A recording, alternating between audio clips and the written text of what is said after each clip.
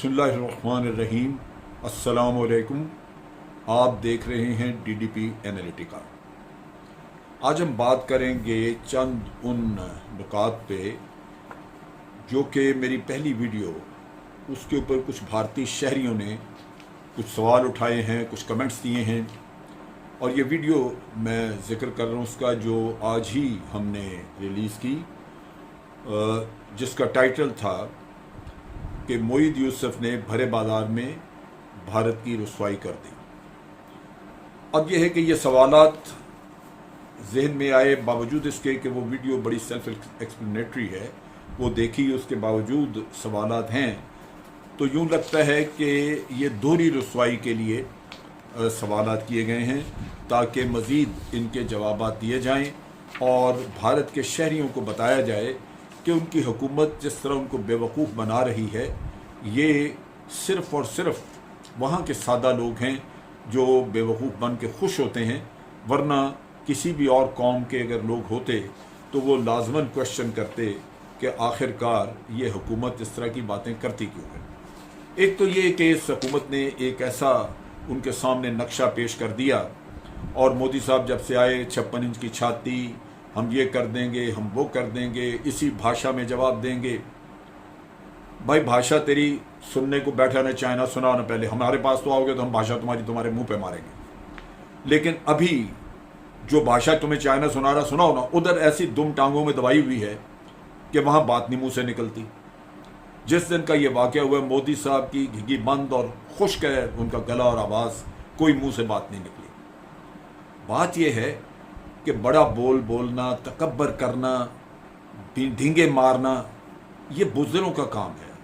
जब वक्त आएगा हाथ में हाथ पड़ेंगे, फिर पता लग जाएगा कि कौन क्या है। अभी बहुत पुरानी बात नहीं है, ये पिछले ही साल फरवरी में जब भारत ने पंगा लिया तो उसको उसका भरपूर जवाब दिया गया।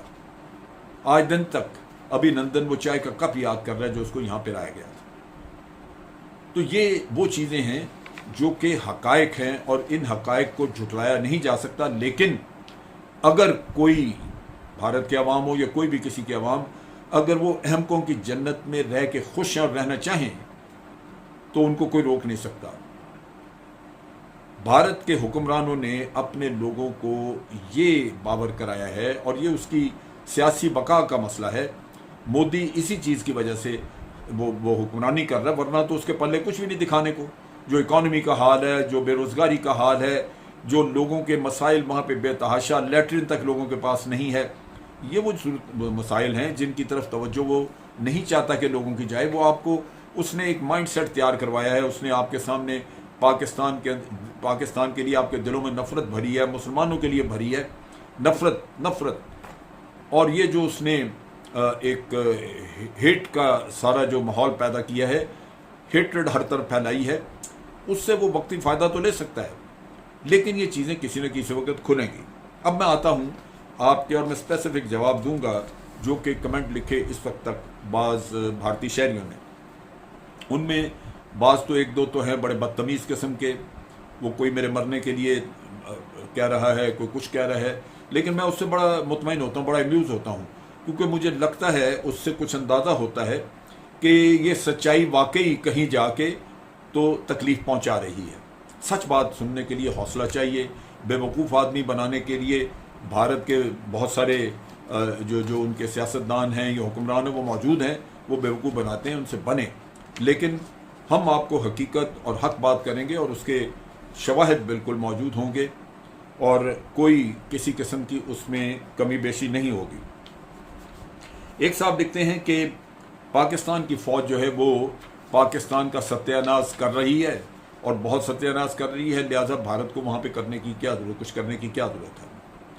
बात यह है कि ये पाकिस्तान के अवाम जानते हैं कि पाकिस्तान की फ़ौज ने इस मुल्क के लिए, अपने मुल्क के लिए, अपने अवाम के लिए जो उसकी ताकत है, जो उसका सरचश्मा ताकत का अफवाज का, उनकी खिदमत के लिए क्या कुछ किया है। जो जानों के नजराने हमने पेश किए हैं वो आप नहीं पेश कर सकते। आपके 20 जवान चाइनीज़ बॉर्डर पे मारे गए, और सारा जो सारा आप कह लीजिए कि भारत था वो भां कर रहा था, रो रहे थे, चीखो पुकार थी। यहाँ वो बात नहीं है।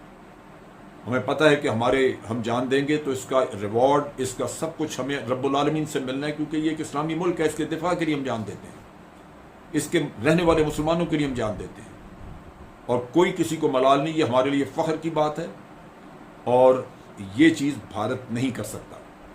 یہ میں پوری طرح وثوق سے کہہ رہا ہوں کہ بھارت یہ کام نہیں کر سکتا۔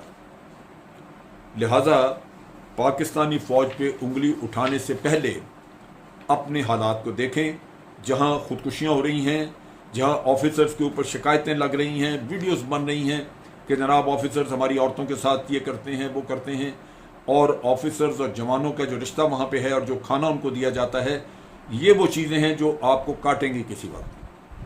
اور اگر کوئی یہ سمجھتا ہے کہ پاکستانی افواج میں کوئی اس طرح کی ہے تو وہ غلط فہمی میں ہے۔ پاکستان کے لوگ یہ بالکل جانتے ہیں کہ ہمارے جوان، ہمارے آفیسرز جانوں کے نذرانہ پیش کر کے بھی کبھی اپنے چہرے پہ ملال نہیں لاتے۔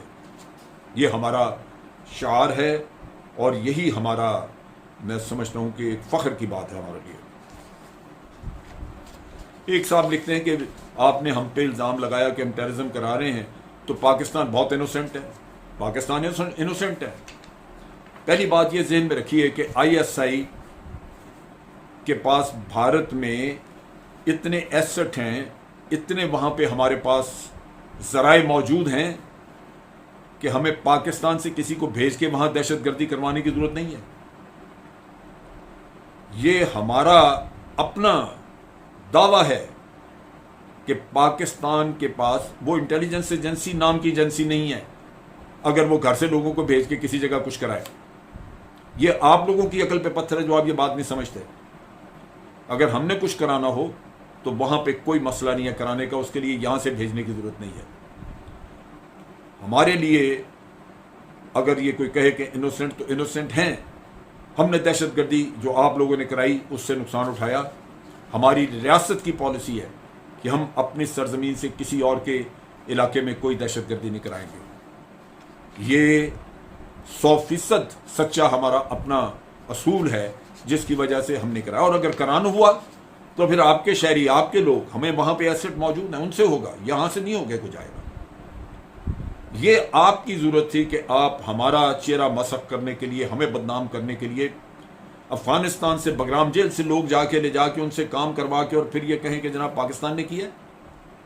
یہ آپ کی ضرورت ہے، کیونکہ آپ نے پاکستان کو بدنام کرنا۔ آپ کے وزیر اعظم نے یہ ٹاسک دیا ہے کہ پاکستان کو ہم نے آئسولیٹ کرنا ہے، اور چونکہ دنیا دہشت گردی کے نام پہ آج لوگوں کو پوچھ رہی ہے تو آپ کے لیے آسان تھا کہ دہشت گردی کا الزام لگا کے آپ پاکستان کو بدنام کریں۔ یہاں سے کوئی نہیں جاتا، ہم نہیں بھیجتے، ہمیں کوئی ضرورت نہیں ہے بھیجنے کی، اور جس دن کرنا ہوا وہاں سے لوگ ملیں گے۔ لیکن آج ہماری ریاست کی پالیسی ہے کہ ہم نے کسی جگہ، کسی کے اور ملک میں کوئی ایسی دہشت گردی نہیں کرانی۔ پالیسی تبدیل بھی ہو سکتی ہے، لیکن کم از کم آج تک یہ پالیسی موجود ہے، اور یہ 2003 سے ہے۔ جنرل مشرف کے وقت سے جب اس نے کشمیر میں جانے والے لوگوں کو روکا، ان کو ان کے کیمپ کھڑوائے وہاں سے، کیونکہ یہ طے پایا کہ ہم ایل او سی کو خاموش رکھیں گے اور کشمیر کا مسئلہ بات چیت کے ذریعے حل کریں گے، جس سے بھارت پھر گیا۔ اور ہم نے بھارت کو اجازت دی کہ آپ یہاں پہ باڑ لگا لیں، وہاں پہ فینسنگ کر لیں اپنے بارڈر کی، کشمیر کے علاقے کی، ورنہ ہم فینسنگ کرنے دیتے؟ ہماری گنز ہیں سامنے لگی ہوئی، ہم پہلے کیوں نہیں، 70 سال کیوں نہیں فینسنگ ہونے دی ہم نے؟ اسی وجہ سے نہیں ہوئی کہ جب کوئی فینسنگ کرنے کی کوشش کرتا تھا ہم اڑا دیتے تھے۔ تو یہ کام اب بھی ہم روک سکتے تھے، لیکن ہم نے جب کرانا ہی نہیں تھا وہاں پہ کچھ اس قسم کا، جب کشمیری خود وہاں پہ آپ کے گلے کو آئے ہوئے ہیں تو ہم کیوں کرائیں گے؟ جن کے اندر اپنے اندر آزادی کی ایک خواہش ہے، ایک جذبہ ہے، ایک آگ ہے آزادی کے لیے، وہ آپ کے گربان خود پکڑیں گے۔ ہمیں یہاں سے کسی کو بھیجنے کی ضرورت نہیں۔ اگر کوئی خود اپنے جوش میں، جذبے میں، ادھر کشمیری جو سرحد کے اس طرف ہے، وہ اگر کوئی چلے جاتا ہے تو وہ اس کا اپنا فیل ہے، لیکن ہم یہاں سے کسی کو نہیں بھیجتے۔ سو ہم انوسنٹ ہیں، اس میں کوئی شک نہیں ہے۔ یہ شیکھر راجو صاحب لکھتے ہیں کہ آپ 100 دن کے بعد آپ نے جا کے بالا کوٹ کا لوگوں کو سفر کرایا، دکھایا یہاں سے، تو پھر آپ 100 دن کے بعد کیوں گئے؟ ہم اسی دن لے جا رہے تھے، لیکن یہ موسم تھا، وہ بارشوں کے، بادلوں کے موسم اور موسم کی وارننگ کی وجہ سے ہمارا جو وزٹ تھا وہ پوسٹ پون ہو گیا، ورنہ لوگ بیٹھے ہوئے تھے ہیلی کاپٹر میں۔ डिफेंस अटैचीज और एम्बेसडर वगैरह हेलीकॉप्टर में थे। उसके बाद फिर चूंकि एयर बैटल शुरू हो गई तो जो फजाई मूवमेंट थी, हवाई मूवमेंट, वो बंद हो गई, क्योंकि एयर अलर्ट की वजह से आपने एयर स्पेस को बंद कर दिया, पाकिस्तान साइड पे भी और भारत साइड पे भी। और स्वाय मिलिट्री हेलीकॉप्टर के और कोई हेलीकॉप्टर या मिलिट्री एयरक्राफ्ट के और कोई एयरक्राफ्ट नहीं उड़ता था। और हम इस मामले में कोई रिस्क नहीं लेना चाहते थे कि गैर मुल्की जो हमारे मेहमान हैं उनको खुदा न खास्ता कुछ हो जाए, कोई मिसाइल या कोई चीज़ लग जाए तो बहुत लोग मारे जाएंगे, बड़ी बदनामी होगी। लिहाजा हम ये रिस्क नहीं लेना चाह रहे थे। और फिर जैसे ही मौका मिला, और वो 1 महीने के अंदर अंदर था, मेरा ख्याल है ये 19वें दिन हमने जाके लोगों को, जैसे लोग तैयार हुए थे उसके बाद फिर ये मसला आ गया कि ये सारे एक वक्त पे ये हमारे मेहमान हाजिर नहीं होते थे, किसी की कोई कमिटमेंट निकल आई, किसी जिस दिन ये सारे इकट्ठे मिले इनको ले जाके दिखाया। और इन एनी केस अगर आपने किसी मदरसे पे बम्बारमेंट की थी, बॉम्बिंग की किसी मदरसे पे, तो क्या 25 दिन में 30 दिन में बिल्डिंग बन जाएगी? वो वहां तो जाके एक गोली का भी निशान नहीं दीवार पे। फिर आप कहते हैं कि जनाब आप याद करें जो सर्जिकल स्ट्राइक की थी। भाई मैं क्या याद करूं, अगर आपने की होती तो मैं याद करता। यही वो चीजें जो मैं आपको बताना चाह रहा हूं कि आपके हुक्मरान झूठ बोल के आपके जज्बात का फायदा उठाते हैं।